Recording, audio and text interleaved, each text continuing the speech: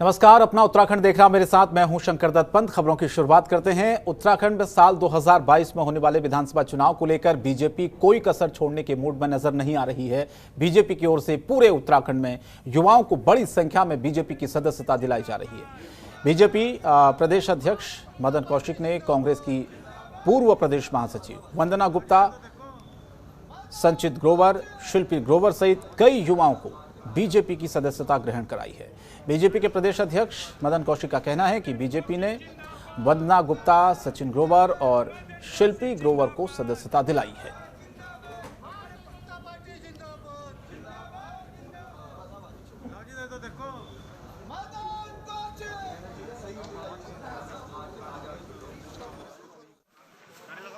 आज वंदना गुप्ता और वंदना गुप्ता के साथ साथ हमारी ये छोटी बहन शिल्पी, ये हंडा जी की बेटी हैं, कनखल के जो हमारे बड़े नेता रहे हैं, और हमारे वो चित ग्रोवर आज इन्होंने भारतीय जनता पार्टी में शामिल हुए हैं और मैं इनको बधाई देता हूं।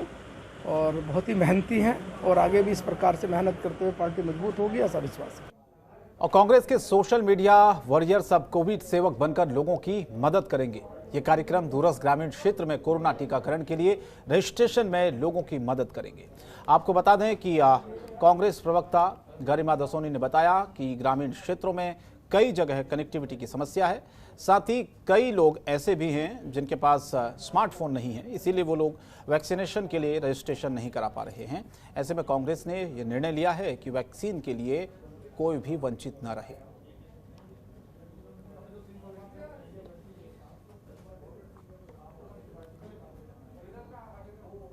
देखिए, कोविड के मद्देनज़र आपने देखा कि कैसे ग्रामीण अंचल के लोगों को दिक्कतों का सामना करना पड़ रहा है। वो वैक्सीन से वंचित रह जा रहे हैं। उसका कारण ये है कि सरकार ने ऑनलाइन वैक्सीन के लिए रजिस्ट्रेशन शुरू किया है। अब कई हमारे ग्रामीण अंचल ऐसे हैं जहां कनेक्टिविटी की प्रॉब्लम है, जहां पर लोगों के पास स्मार्टफोन्स नहीं है। ऐसे में उनका नंबर ही नहीं आ पा रहा है। लोग अपने स्मार्टफोन से अपना रजिस्ट्रेशन करवा ले रहे हैं और जब ये वंचित लोग, ये शोषित लोग पहुंचते हैं वहां पर, तो उनको ऑलरेडी रजिस्टर्ड लोग दिखाई पड़ते हैं और स्लॉट बुकिंग नहीं हो पाती। इसी के मद्देनजर, इन जरूरतों के मद्देनजर कांग्रेस पार्टी ने एक अभियान लॉन्च किया है जिसका नाम है कोविड सहायता। कोविड सेवक के रूप में हमारे कार्यकर्ता गांव-गांव जाएंगे, लोगों के साथ संपर्क स्थापित करेंगे, उनको चिन्हित करेंगे जिन लोगों का वैक्सीनेशन नहीं हो पाया है, और अपने स्मार्टफोन से उनके लिए रजिस्ट्रेशन स्लॉट बुकिंग करवाएंगे। और आम आदमी पार्टी ने उत्तराखंड में कोरोना मुक्त अभियान शुरू कर दिया है। आम आदमी पार्टी के कई कार्यकर्ता प्रदेश कार्यालय में कोरोना मुक्त अभियान की किटें बनाने में जुटे हुए हैं।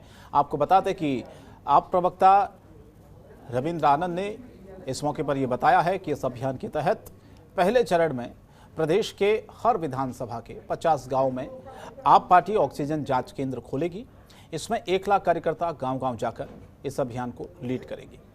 इसमें गांव में ऑक्सीजन जांच केंद्रों में सभी व्यवस्थाएं आम आदमी पार्टी की तरफ से की जाएंगी और इसके साथ दवाइयों की एक मेडिकल किट भी होगी जो ज़रूरतमंद परिवारों तक पहुंचाई जाएगी ताकि उनके ही गांव में उन्हें ज़रूरी सुविधाएं मिल सके।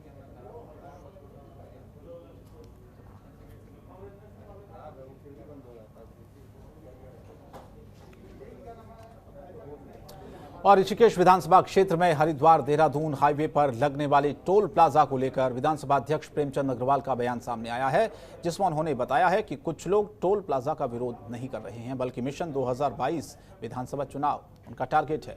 विधानसभा अध्यक्ष का कहना है कि विधानसभा अध्यक्ष होने के साथ साथ वो ऋषिकेश विधानसभा से विधायक भी हैं। वो अपनी जनता को परेशान होता नहीं देख सकते हैं।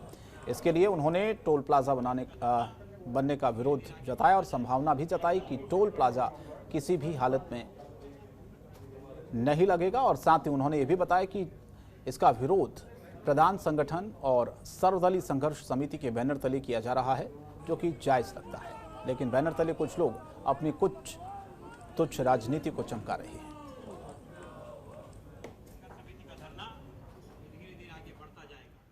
मेरे द्वारा जब ये कहा गया कि एक ही प्रोजेक्ट में 2-2 टोल प्लाजा नहीं लग सकते और मेरी जनता को ये परेशान करने का कारण मुझे नज़र आ रहा है, और यदि ऐसे ही रहा तो मुझे विरोध सामने आके करना पड़ेगा, तो शायद मेरी बात का उन पर कुछ असर हुआ। और मैं ऐसा समझ रहा हूँ कि मैंने उनको लिख के भी दिया है कि आप किसी भी तरह से इसको रोकिए, ये लगना नहीं चाहिए। और मैं उम्मीद कर रहा हूँ शायद ऐसी स्थिति भी आ सकती है कि जो लोग नौटंकी यहाँ पे कर रहे हैं, हमारे जो लोग सिर्फ 2022 को मिशन बना के काम कर रहे हैं, और जिस प्रकार से जब मैं एक किसी प्रोजेक्ट के लिए पहले से आपत्ति दर्ज कर रहा हूँ, फिर मेरे साथ जिस प्रकार का उनका बोलना, व्यवहार करना, पुतला फूकना, ये लगता है कि उनको सिर्फ चुनाव दिख रहा है। और हल्द्वानी में प्रांतीय उद्योग व्यापार मंडल अब बाजारों को खुलवाने को लेकर पूरी तरह से आंदोलन के मूड में नजर आ रहा है। व्यापारियों की ओर से आज नेता प्रतिपक्ष इंदिरा हृदय के आवास पर इन्हीं के सामने सरकार के खिलाफ जमकर प्रदर्शन करते हुए बाजार खुलवाने की मांग की गई है।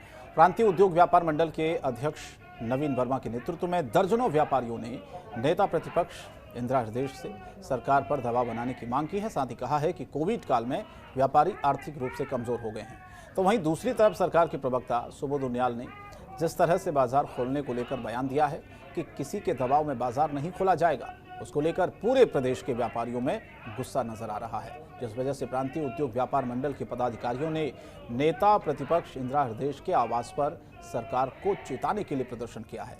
व्यापारियों की सरकार से मांग है कि सरकार को छोटे व्यापारियों के हितों को ध्यान में रखते हुए कुछ शर्तों के साथ बाजार खोलना चाहिए, ताकि व्यापारियों की अर्थव्यवस्था भी पटरी पर लौटे।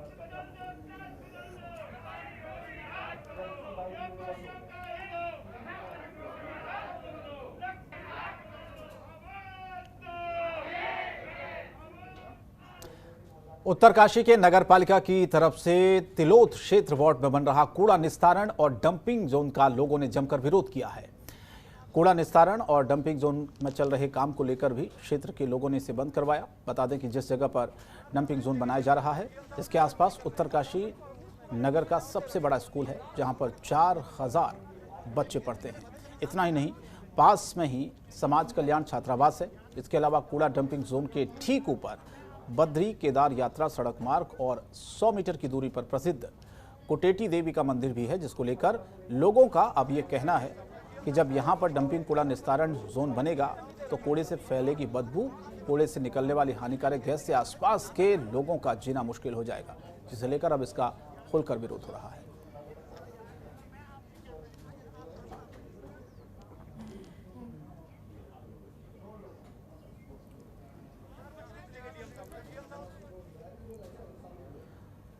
और दिल्ली में किसानों के द्वारा कृषि कानूनों के विरोध में किए जा रहे धरना प्रदर्शन के समर्थन में आज हरिद्वार के बादराबाद टोल प्लाजा पर धरना प्रदर्शन हुआ है।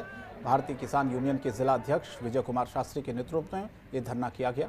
धरने की सूचना मिलते ही बादराबाद पुलिस सहित रानीपुर कोतवाली और सिटकुल थाने से भारी संख्या में पुलिस फोर्स मौके पर पहुंची। किसानों को समझाने की कोशिश की गई।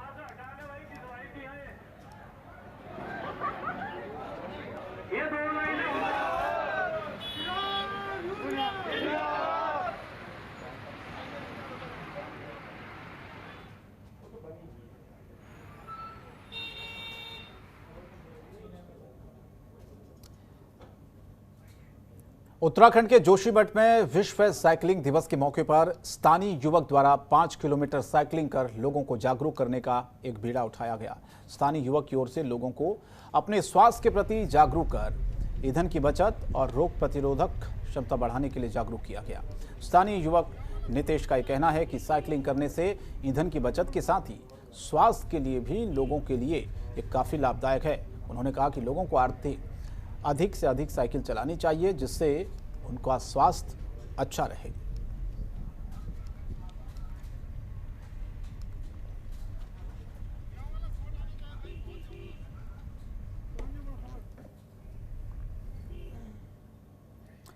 उधम सिंह नगर जिले के नैनीताल लोकसभा के सांसद अजय भट्ट ने जिला मुख्यालय पर बनने राधा स्वामी सत्संग में बनाए गए वैक्सीनेशन सेंटर का जायजा लिया।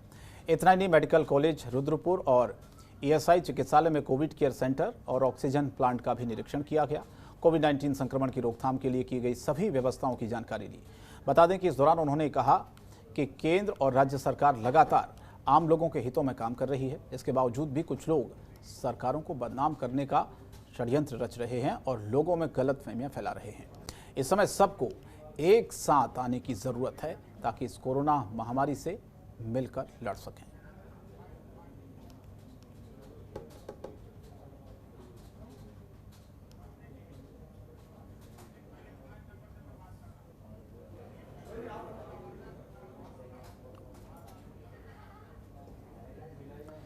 जम्मू कश्मीर के बारामूला सेक्टर में शहीद हुए ऋषिकेश के जवान राकेश डोभाल की स्मृति का विधानसभा अध्यक्ष प्रेमचंद अग्रवाल ने शिलान्यास किया। इस मौके पर उन्होंने कहा कि शहीद की स्मृति में बनने वाला ये द्वार युवा पीढ़ी को देशभक्ति की प्रेरणा देता है। कार्यक्रम के अवसर पर विधानसभा अध्यक्ष ने कहा कि शहीदों का बलिदान कभी व्यर्थ नहीं जाता है। उन्होंने देश के लिए अपने प्राणों की आहुति देकर देश की सीमाओं को सुरक्षित रखने का काम किया है। शहीद के परिजनों के साथ आज पूरा देश खड़ा है।